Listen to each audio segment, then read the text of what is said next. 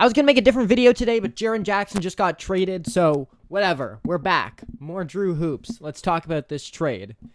This is insane and came completely out of left field, and I don't think anyone was preparing for a Triple J trade at this deadline, like of all the times for the Grizzlies to decide to blow it up. Now, when everyone's been talking about how boring this deadline's going to be, we get this on the heels of the James Harden trade request news. This week's been kind of crazy, I'm not going to lie. So we're just going to jump into this trade because honestly, this is just a wholly confusing trade, and I have no idea how the hell to evaluate it.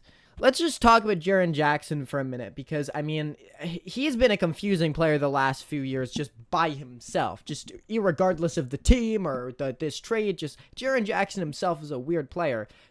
In theory, an elite defensive player who can get his own buckets on offense, who can do a lot of stuff with the ball in his hands, just fouls the hell out of everyone and is an overrated three-point shooter. But, I mean, in terms of, like, star-caliber big men in the West, you could do a lot worse than Triple J. Maybe he's a little bit overrated, but I do think he's a very, very good player, and this is definitely, I think, a more or less fair return for him. In terms of what Utah had to give up to get him, Walter Clayton Jr., Kyle Anderson, Taylor Hendricks, George Niang, the minivan, and 3 future first-round picks is kind of a lot. That's 2 of your big-time prospects from your last few drafts. That's your 2023 draft pick, plus probably your big fish from this year's draft gone in this trade. I guess Ace Bailey was really their big fish in this year's draft, but Walter Clayton was definitely a big draw and not a nothing draft pick by any means. The other guys are just salary, and 3 picks is no joke. But, I mean, honestly, this is kind of just the cost of doing business when you want to go get a star player. I'm confused why Utah, a team that has been trying to lose as best they can for the last, 5 years at this point, is choosing now when they still owe a pick to the Oklahoma City Thunder to, go get a big star, especially a guy with kind of a similar skill set to the players they already have. They already have an elite rim protecting center in Walker Kessler, and they already have a stretched big offensive creating power forward in Lauri Markkanen. I have no idea how the 3 of them are going to coexist on the court. They're going to be absolutely massive. I don't know if they are going to be on the court at the same time. There could be a Lauri trade after this. There could be a Walker Kessler trade after this. Honestly, neither of those make that much sense to me because they're on the same timeline as Triple J pretty much. I'm going to be honest, now that I'm talking about this more, now that I'm walking myself through the implications of this trade more, I don't really like it for the Jazz that much. I do like it for Memphis. I understand why they're blowing it up because this team is just stuck in the mud. They have not a lot of routes to run with this Jaren thing. I don't know if this means a Ja Morant trade is coming up next. I don't know if Walter Clayton is the future star point guard of that team, but I definitely do think a Ja trade is possible if they want to just completely bottom out. The Grizzlies have a shitload of assets and they're really, really good at drafting. So they've got an opportunity to make a really, really strong rebuild here.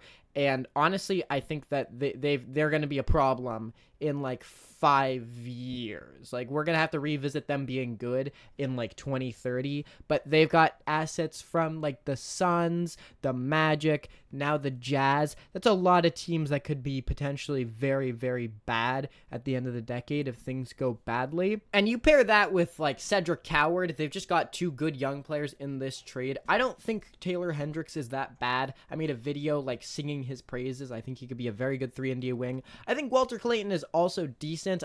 I think he is overrated as well, but he's still a good young player and he's definitely interesting. And then 3 picks. I mean, in this economy, that's really fucking good. Now, yeah, it does kind of hurt to give up Vince Williams. He's been playing really, really well for them and just kind of been running de facto point guard when Ja's off the floor. But I mean, that's, again, that's the cost of doing business.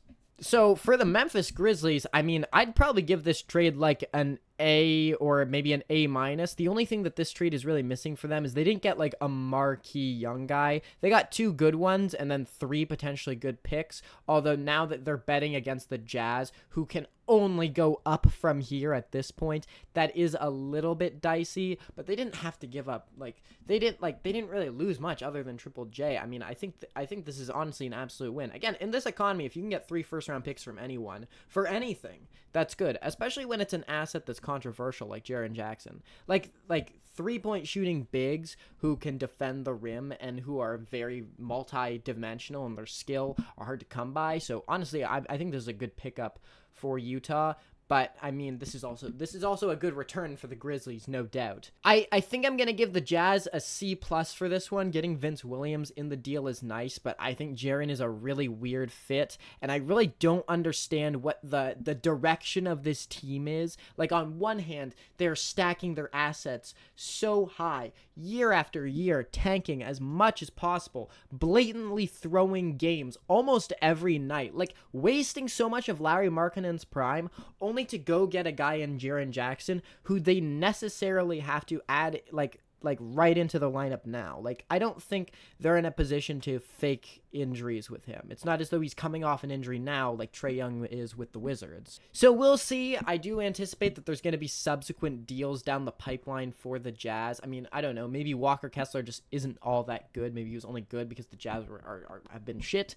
Maybe Larry Markkanen has privately asked out, and that trade is coming up next, so they want like another like cornerstone to build around. Maybe they're gonna play all 3 of them together and do something we've never seen before, which is have like a true triple 7-footer. Like, we're talking like 25 feet of wingspan between the 3 of them lineup.